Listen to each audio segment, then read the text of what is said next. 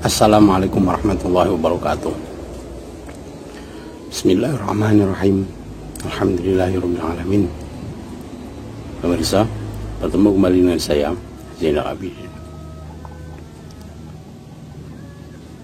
Apakah agama Al-Mahdi atau Satrul Piningit itu? Ya. Karena barang tentu seseorang yang ditunjuk oleh Allah setelah Kanjeng Rasul Muhammad sallallahu alaihi wasallam tentulah bukan nabi atau rasul. Kenapa? Sudah dikatakan dalam Al-Quran bahwa Kanjeng Nabi Muhammad sallallahu alaihi wasallam itu merupakan khadmul anbiya war rusuli ya, semacam itu. Sehingga manakala saat ini diutusnya seseorang, yaitu Al-Mahdi atau Satrul Piningit ini, merupakan benar ditunjuk oleh Allah, tentunya apakah akan membawa syariat baru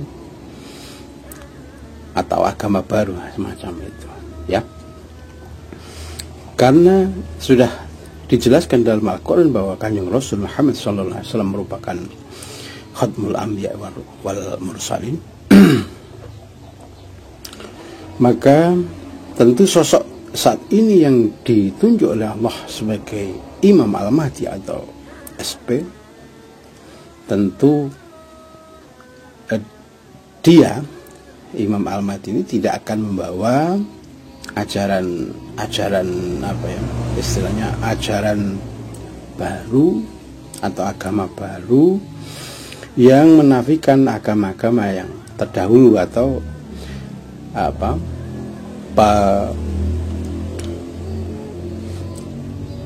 penggantian agama-agama yang telah lama semacam itu ya.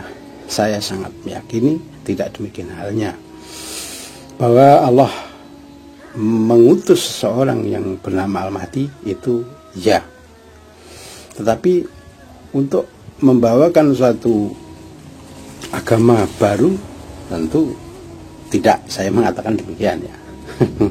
Kenapa? Karena sebagaimana sering saya katakan bahwa dalam Al-Quran sudah dijelaskan, Bismillahirrahmanirrahim, imma nuriyannaka ba'dal ladzina na'iduhum, al-ayah. Maka diutusnya Al-Mahdi ini sebagai janji Allah, katakanlah semacam itu, untuk memperlihatkan kepada Kanjeng Rasul akan janjinya yang telah lama dijanjikan oleh Allah, macam itu ya. Kalau menurut saya janji Allah yang belum terjadi sampai saat ini, yaitu janji Allah akan mengkiamatkan dunia, semacam itu, mengkiamatkan semacam itu ya. Sehingga dimunculkannya atau diutusnya Al-Mahdi ini hanya merupakan istilahnya ya, kalau dari ayat Al-Quran tadi, istilahnya hanya memperlihatkan kepada Kanjeng Rasul Muhammad SAW itu akan janjinya yang akan ditepati. Mungkin tidak lama lagi ya. Macam itu prediksi saya, semacam itu. Sehingga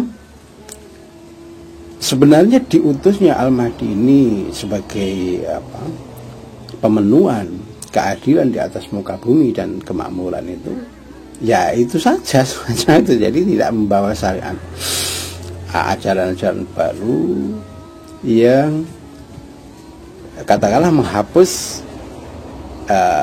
syariat-syariat yang sudah dijalankan tempo dulu oleh Kanjeng Rasul itu. Tidak seperti itu. Dan tentunya juga akan mengajarkan kebenaran yang benar menurut Allah, semacam itu ya.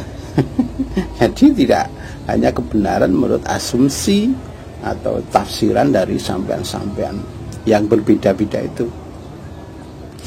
Makanya saya sering mengutip al-hadis yang mengatakan bahwa golongan Yahudi berpecah 71, Yasrani 72, dan Islam berpecah dari 73 golongan itu. Agar apa? Agar sampean berintrospeksi. Jangan-jangan sampean masuk di antara 215 golongan yang tidak masuk surga, ya, tapi sampean merasa di jalan satu golongan yang masuk surga, semacam itu. Sehingga introspeksi sangat penting, semacam itu. Oleh karena itu, sering saya katakan, kembali ke jalan Allah dengan mempelajari Al-Quran dengan sebenar-benarnya makna, sebagaimana Kanjeng Rasul Muhammad SAW dulu memahami Al-Quran, macam itu. Sebab apa? Pada dasarnya Kanjeng Rasul berkutat dengan bahaya, berperang semacam itu hanya untuk menegakkan risalah dari Allah, semacam itu. Sehingga saya sangat meyakini al-hadis tidak akan melebihi dari ajaran Al-Quran itu. Tentu seperti itu. Jika ada ajaran yang melebihi dari ajaran yang dalam Al-Quran, tentu itu dilebih-lebihkan. Saya sangat meyakini itu bukan hadis namanya, ya.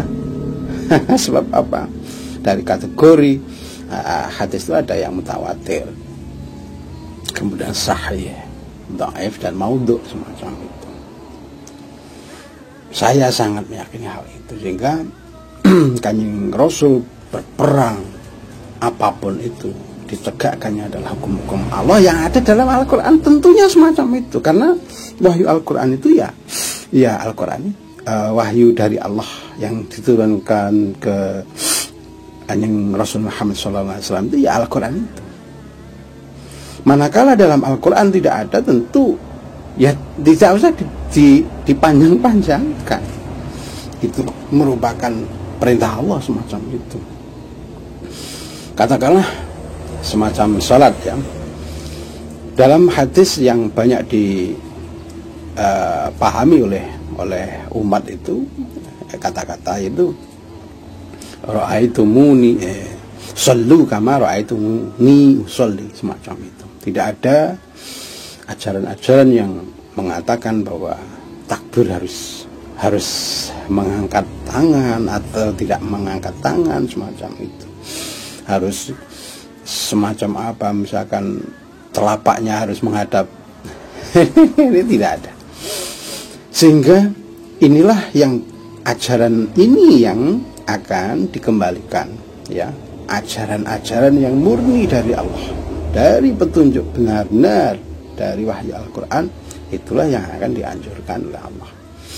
Makanya sering saya katakan bahwa di dalam Al-Quran itu hanya ada dua hukum, yaitu hukum muhkamat dan mutasyabihat. Hukum-hukum muhkamat ya sudah jelas dihukumkan di dalam Al-Quran. Misalkan, ya, az-zaniyatu waz-zani fajlidu kulla wahidin minhuma mi'ata jaldah, macam itu, dan lain-lain. As-sariqu was-sariqatu faqta'u aydiyahuma, ya, semacam itulah. Ini hurrimat 'alaikumul maitatu wad-damu wa lahmul khinzir wa ma uhilla li ghairillahi wa ma, dan ila akhir, semacam itu. Hurrimat 'alaikumul maitat, hurrimat 'alaikum ummahatukum wa khalatukum wa ammatukum, dan lain-lain, semacam itu. Itulah hukum-hukum yang benar-benar sudah dihukumkan, ditegaskan dalam wahyu Al-Quran itu. Tentunya semacam itu, ya. Nah, biasanya orang-orang yang dalam diri hati masing-masing itu ada penyakitnya, ini biasanya memilih hukum-hukum yang mutasyabihat, yang serupa, semacam itu, ya. Hingga seolah-olah ini menjadi hukum benar dari Allah, dan itu belum tentu kebenarannya, ya. Bahkan ini kalau mengacu pada Al-Quran yang mengatakan min atharis sujud, ya. Tapi saya mengartikannya sebagai pemahaman yang seloka, bukan berarti apa dari keningnya harus ditebalkan sampai hitam semacam. Saya tidak merasa seperti itu. Artinya ada pemahaman dengan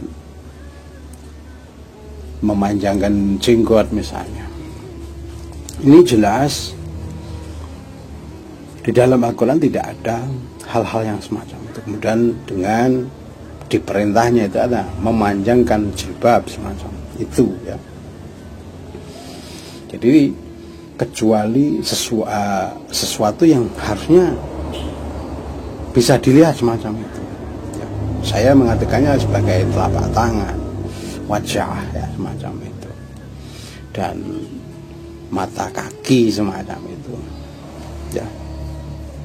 Ini sebenarnya ya semacam itulah hukum-hukum yang diperintah oleh Allah. Kemudian ada seolah-olah biar kelihatan, ya, ini biar kelihatan lebih takwa macam itu, akhirnya dipanjangkannya, dilebihkannya sampai memandang lain jenis ini sama sekali tidak diperbolehkan semacam itu, ya.